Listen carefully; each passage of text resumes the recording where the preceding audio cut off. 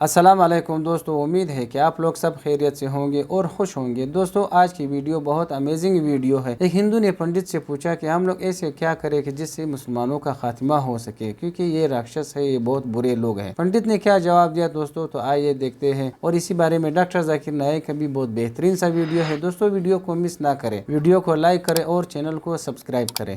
पाकिस्तान ठंडा होगा, मुस्लिम राष्ट्र ठंडा होगा, मुस्लिमों का वध कौन करेगा? सही। ये राक्षसों को कैसे मारा जाएगा? ये जितने इस्लाम धर्म के राक्षस हैं, आज बताइए जो हिंदू सनातन धर्म कितनी आदि धर्मों है और उस पर दबदबा बना रहा है। सही है। तो हम अगर मुक्ति पालेंगे तो हिंदुओं का रक्षा, राष्ट्र की रक्षा, सनातन धर्मों की रक्षा है ना, संतों की रक्षा कौन करेगा? और मैं ये भी जानना चाहूँगा, जब मैंने इस्लाम के बारे में जानना चाहा तो मैंने इस्लाम के बारे में कुछ जो भी जाना, तो उसमें मुझे कहीं ऐसा लगा कि ये सच नहीं हो सकता। इसीलिए मेरा ये मिसकंसेप्शन है या ये सही है, मैं ये आपसे जानना चाहूँगा कि ऐसा माना जाता है क्या इस्लाम में कि जो इस्लाम को ना माने या जो काफिर है उसे मार दिया जाए, काट दिया जाए, उसके फैमिली को लूट लिया जाए? क्या ये किस हद तक सच है और क्या उसको इस दुनिया में जीने का हक नहीं? माशाल्लाह, भाई साहब ने बहुत अच्छा सवाल किया। वो कहता है कि मुझे ये गलत फहमी है और लगता है कि गलत है कि इस्लाम में काफिर को मार देना चाहिए, काट देना चाहिए। आपको कोई भी मुसलमान ने मारा या काटा है ना? आप माशाल्लाह सही सलामत है, अल्हम्दुलिल्लाह।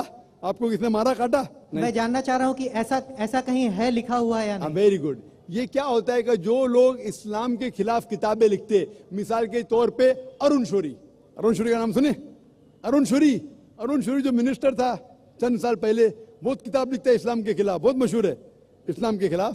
लोग क्या करते, कुरान मजीद की आयत उठाते, आउट ऑफ कॉन्टेक्स्ट, पस मंजर के खिलाफ लिखते, और एक आयत जो बहुत इस्लाम की क्रिटिक उछालते, वो सूरह तौबा की आयत, सूरा नंबर 9 आयत नंबर 5, और लिखते हैं कि कुरान में लिखा है जहां भी आप काफिर को पाएंगे, इनटू ब्रैकेट्स हिंदू, आप उनका कत्ल करो। आप अगर कुरान मजीद खोलेंगे, तर्जुमा पढ़ेंगे, तो उसमें लिखा है जहां भी आप काफिर को पाएंगे कत्ल करो, लिखा है।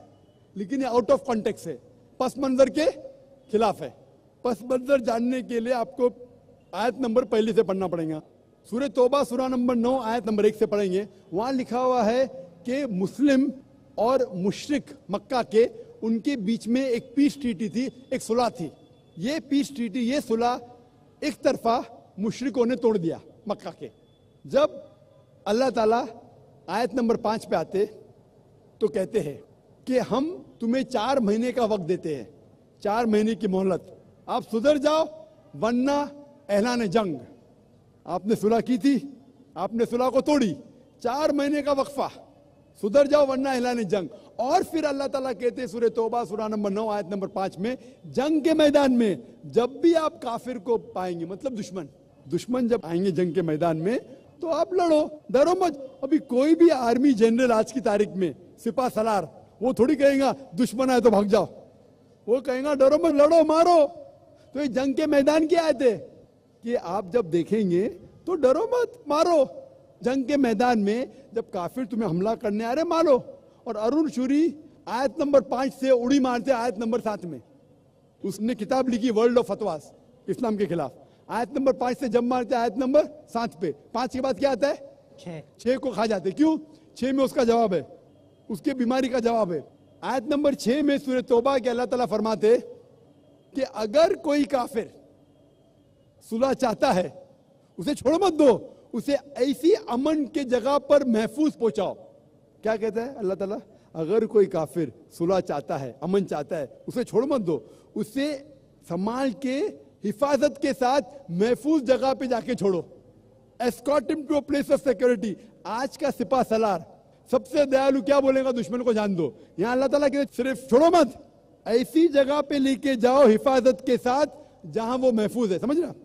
तो ये कुरान की आयत है। तो इन लोग पसे मंदर के खिलाफ कोट करते, और जहां भी जिहाद की आयत है, जंग के मैदान में जब आप मिलते गैर मुस्लिम से, वो आपको कत्ल करना है, कत्ल करो। उसके बाद फौरन आप पढ़ेंगे सूरह अनफाल सूरा नंबर 8 आयत नंबर 60 के बाद 61 में लिखा है अमन बेहतर है। महाभारत में कत्ल करने के कितने श्लोक आते? कितने? हजारों, कुरान से कई ज्यादा। तो महाभारत जानते हैं आप ना? जब मैं हिंदू से पूछता हूं महाभारत में झगड़ने के कितने, लड़ने के कितने श्लोक है, तो वो हिंदू मुझसे कहता जिहाद है, के खिलाफ मैं कुछ नहीं कह रहा, क्योंकि हमारे धर्म में भी धर्म युद्ध है। सुनिए मेरी बात ना, धर्म युद्ध है बराबर। तो हिंदू मुझसे कहता है ये जो धर्म युद्ध है क्या है, बातिल के खिलाफ है, वो बातिल को झगड़ने का लिखेला महाभारत में। तो मैं कहता हूं कुरान में भी वही लिखा है, किसका कत्ल करो, जो धर्म के खिलाफ है। आप समझे ना, धर्म युद्ध मतलब हक और बातिल के खिलाफ झगड़ा। तो बातिल को कत्ल करने का लिखा गया महाभारत में, वही लिखा है कुरान में। और भगवत गीता, भगवत गीता जानते, सबसे ज्यादा पढ़ी जाने वाली किताब भगवत गीता। श्री कृष्ण अर्जुन को सलाह देते हैं।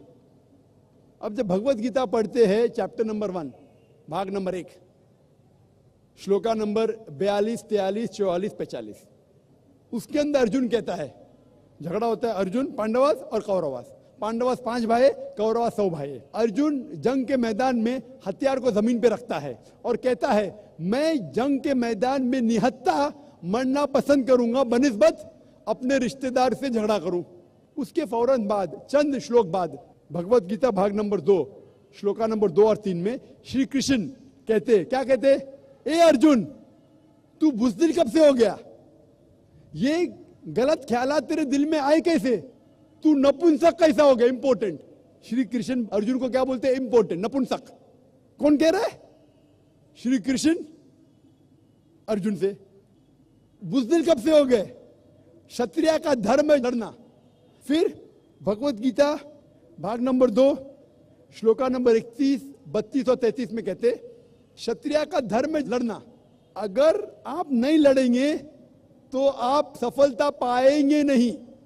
क्षत्रिय वो खुश नसीब है जिसे लड़ने का मौका मिलता है। और अक्सर लोग कहते, एतराज करते, इस्लाम के दुश्मन, क्रिटिक्स, हमारे अल्लाह के रसूल ने एक हदीस में कहा था कि जिहाद के मौके पे जब मुजाहिद जंग के मैदान में जाता है, उसका कत्ल होता है तो वो जाता है जन्नत में। लिखा है सही बुखारी में, किताब जिहाद, जिल्द नंबर 4, हदीस नंबर 46, कि जंग के मैदान में जब मुजाहिद जाता है, उसका कत्ल होता है तो वो जाता है जन्नत में। अगर वो जिंदा वापस लौटता है तो उससे दुनिया की दौलत मिलती है। अक्सर लोग बोलते कैसा मजहब है, लड़ने पे, कत्ल करने पे जन्नत जाएगा, गलत मजहब है। लेकिन भगवत गीता पढ़ेंगे भाग नंबर 2 मंत्रा नंबर 37, 37, श्री कृष्ण कहते अर्जुन से, ए अर्जुन उठ के लड़, अगर तेरा कत्ल हो जाएगा तू स्वर्ग में जाएगा, अगर जिंदा वापस लौटेगा तो उससे दुनिया की दौलत मिलेंगी। हू बहू जो अल्लाह के रसूल मोहम्मद सल्लल्लाहु अलैहि वसल्लम कहते हैं सही बुखारी में, वही भगवत गीता में लिखा है। तो अरुण शूरी जब तनकीद करता है कुरान के बारे में, उसने खुद अपनी भगवत गीता पढ़ा ही नहीं। अरुण शूरी ने महाभारत भी शायद नहीं पढ़ा। अगर महाभारत और भगवत गीता पढ़ा होता तो कुरान में मिस्टेक निकालता ही नहीं। अब समझ रहे, तो ये मिस्टेक नहीं निकाल रहा, मैंने कब का आप निकाल रहे भाई, मैं अरुण शूरी की बात कर रहा हूँ, मैं अरुण शूरी की बात कर रहा हूं। तो मैं आपको जवाब दे रहा हूं, आपने बिल्कुल सही फरमाया कि ये गलत फहमी है कि लोग कहते हैं कि इस्लाम में लिखा हुआ है कि काफिर का कत्ल करो। ये कहां नहीं लिखा है, ये लिखा है जंग के मैदान में। तो आपने जो सवाल किया था कि कुरान में ऐसा नहीं लिखा है काफिर को कभी मारो, तो इतने मुसलमान आपको छोड़ते थे क्या, छोड़ते थोड़ी थे। ये गलत फहमी है, आप समझे ना। तो ये गलत फहमी है कि जहां भी काफिर मिले कत्ल करो, ऐसा नहीं। ये जंग के मैदान में जब आपको लड़ने के लिए आ रहे, आपको मारने के आ रहे, तो आप उनको मारो, ये है। Hope the answer the question. तो दोस्तों ये थी हमारी आज की वीडियो। उम्मीद करते हैं कि आप लोगों को पसंद आई होगी और सीखने के लिए कुछ मिला होगा। दोस्तों आज की वीडियो बहुत मालूमात से भरी हुई वीडियो थी। उसकी वजह क्या थी, उसकी वजह ये थी कि अक्सर हिंदुओं को ये गलतफहमी होती है कि मुसलमान कहते हैं कि जहां आप किसी हिंदू या काफिर को देखते हैं तो उसको कत्ल किया करो। तो इसी बारे में डॉक्टर जाकिर नाइक ने जो कुरान शरीफ की आयत थी उसकी वजाहत की और उसकी तमाम तफसील वाज़ेह तौर पर बताई कि इसमें ये लिखा हुआ है और ये आयत किस टाइम नाजिल हुई। तो दोस्तों उम्मीद करते हैं कि आप लोगों को वीडियो पसंद आएगी और आखिर तक देख ली होगी। दोस्तों अपने राय का इजहार कमेंट सेक्शन में ज़रूर करना और बताना कि आप लोगों को वीडियो कैसी लगी। इसी तरह की मज़ीद वीडियो देखने के लिए हमारे साथ रहिए। अपना बहुत सारा ख्याल रखिए। इजाज़त चाहते हैं। अल्लाह हाफिज़।